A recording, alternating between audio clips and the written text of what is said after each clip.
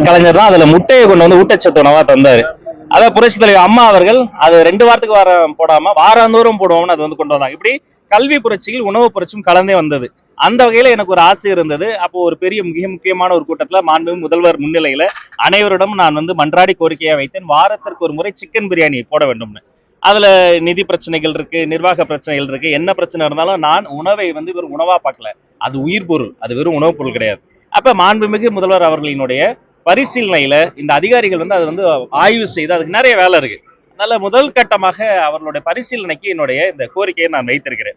இது கூட ஒரு இடத்துல வந்து மதிப்பிற்குரிய ஐயா முன்னாள் நாடாளுமன்ற உறுப்பினர் ஐயா இளங்கோவன் ஐயா வந்து திமுக இளங்கோவன் ஐயா வந்து இது மாதிரிலாம் போடக்கூடாது, சைவம் சாப்பிட்ற குழந்தைங்க வந்து இதை எடுத்து சாப்பிட்றோம், சிக்கன் பிரியாணியை ஒவ்வாமை என்று சொல்கிற முதல் மனிதராக அவரைத்தான் பார்க்கிறேன். சைவம் சாப்பிடும் குழந்தைகள் சைவம் சாப்பிடட்டும், அவர்களுக்கு சத்துணவு இருக்கிறது.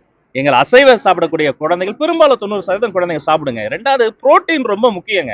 சிக்கன் பிரியாணி சாப்பிட்டு ஒரு குழந்தை கெட்டு போயிடுமா என்ன? சிக்கன் பிரியாணி சாப்பிட்டா உடலுக்கு நல்லது. சிக்கன் சாப்பிட்டா அவங்க வலிமை பெற முடியும், ஊட்டச்சத்து நிறைந்திருக்கும். எனக்கு ரொம்ப பிடிக்கும். உங்களுக்கு சிக்கன் பிரியாணி பிடிக்குமா பிடிக்காதா? உங்களுக்கு எல்லாருக்கும் பிடிக்கும், குழந்தைகளுக்கு மிக மிக பிடிக்கும். அதனால இதுல அரசியல தயவு செய்து திணிக்காதீங்க. இதற்கு எப்படி செய்யணுங்கிறதுக்கு ஒரு ஒரு வழிமுறை இருக்கு. அதை ஆய்வு செய்து கட்டாயமாக நல்ல முடிவை மாண்புமிகு முதல்வர் எடுப்பார். வெறும் உணவு மட்டும் இல்லைங்க, நான் வந்து சீருடையிலையும் பல மாற்றங்களை வந்து நான் கோரி இருக்கிறேன். காலங்காலமாக எங்க குழந்தைங்க ஒரே சீருடை போடுறாங்க.